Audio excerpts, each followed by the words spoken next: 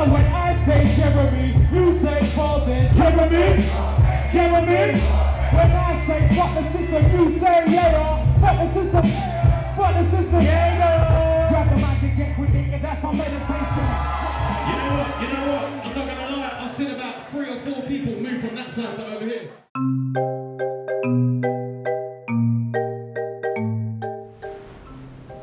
You wouldn't think it on this tranquil Brighton beach, but behind me, a peaceful revolution has taken place. 2 years on from Jeremy Corbyn's sensational victory as a Labour leader, the party is changing and being transformed beyond almost any recognition. People who are completely marginalised in politics, alienated from politics, are now the new masters of the British Labour Party. So I want to ask, what next? What's the mood in there? How do people feel? Labour didn't quite win in the last election. They were a lot closer than they were before. But what happens next? Mood at conference, how do you sum it up? I think it's quite cheery actually. It's busier than I've ever seen it before. It's a buzz. Yeah, there's a lot more togetherness, I should say.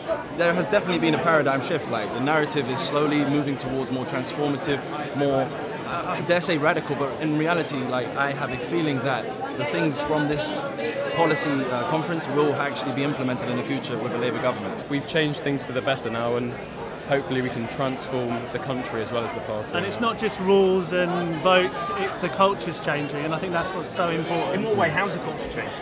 Well, I think that the new people are bringing new ways of campaigning, new energy. I think people have been political for a very, very long time, and I just think that they've been locked out from mainstream politics because of the fact that it's so convoluted, so long, so bland, so in the middle, so nothingness. And I think that right now what activists like myself and many others here today are trying to do is to influence and shape the agenda, the national agenda for the Labour Party. We want to transform this society. We've got to transform this society. And we've got a message that will transform the society, basically. There's a real buzz inside the conference room, but obviously it's not really the sorts of people who need convincing. If he's going to become Prime Minister and form a socialist government, Jeremy Corbyn will need an army of activists to battle for those voters who didn't plump for his party this June. People such as Michelle Dole, for example, who voted for the Conservative Party back in 2015 before she made the national news. I work bloody hard for my money to provide for my children, to give them everything they've got, and you're going to take it away from me and them. Shame on you! I am the lady that absolutely destroyed Amber Rudd on Question Time 2 years ago. On tax credits? On the tax credits, that's right.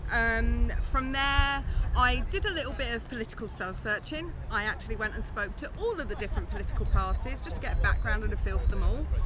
And with Jeremy Corbyn and his leadership, Labour became the home that I needed to be a part of. In this election, Labour won other Tory voters, people who voted Tory in 2015, like yourself. Do you think Labour could win even more of those absolutely. voters? Oh, this is just the beginning of what I see as our own little people revolution. This is the fight back against all of the rhetoric, all of the spin, all of the lies and crap that we've just had thrown down our throats. You know, this is just the beginning, and it's amazing to be part of it. No letter, no notice, no pension. No letter, no notice, no pension.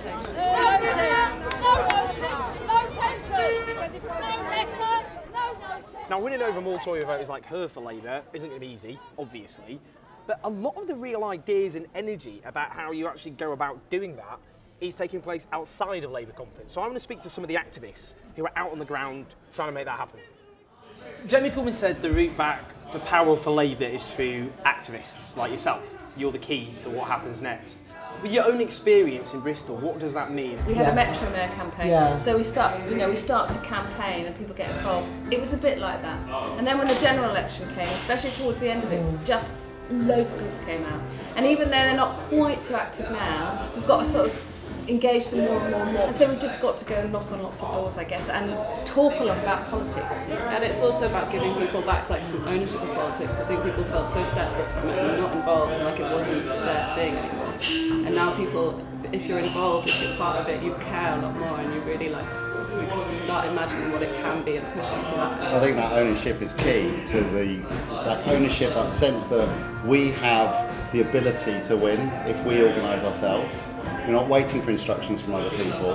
The grassroots or the activists on the ground can make their own decisions about how to campaign, and that really empowers people and it makes it fun. Right. Labour have overwhelming support now amongst younger Britons. If Labour wins more older voters over, then it will form a government. So what has to happen for that to happen? We can die. Oh, I don't think we need that. I can say that. Michael Heseltine, no, who said that? Michael Heseltine said that. I'll tell you what I found. I came up with this grumpy old men syndrome, that knocking on doors. You think, God, why are men over 60 so miserable? And they're fearful. You know, there's a fearfulness about something, you know, that, oh, you know, nuclear weapons. He doesn't believe in nuclear weapons, as Jeremy Corbyn, and things like that. How you overcome that and show the hope. And that's our challenge, I guess, for that age group. So this behind me is the World Transformed, organised by Momentum activists. In lots of ways, it's where a lot, frankly, of the energy, the creativity is taking place. It's bringing together people who, frankly, in the past would never come anywhere near a Labour Party conference. And the reason it's so important is this. All of a sudden now in Britain, the dynamism, the ideas is with the left. And what you're seeing are ideas that will help inspire and mobilise people to get Labour elected, but also may help lay some of the foundations for some of the policies that Labour will enact in government. Now, the atmosphere here is electric. It's full of enthusiasm. And it is a marker of how much British politics has changed, completely transformed by this peaceful revolution. That this, a conference full of people traditionally completely disengaged and alienated by mainstream politics, are being addressed by none other than the leader of the opposition, Jeremy Corbyn himself.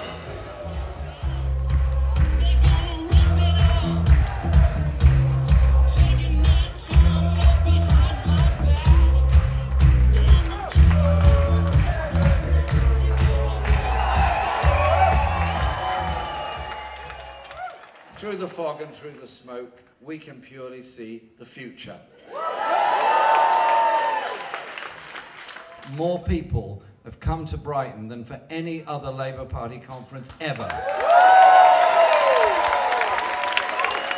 I want our campaigns to be out there, talking to and with people all the time, on the streets, on social media. That's the way of getting through to people. That's how we're getting a wonderful message across. And you know what? When people do things and campaign together, they're much happier doing it. The creativity is there, the ambition is there, the art is there, the poetry is there, the hope is there, and the achievement is there. Thank you very much.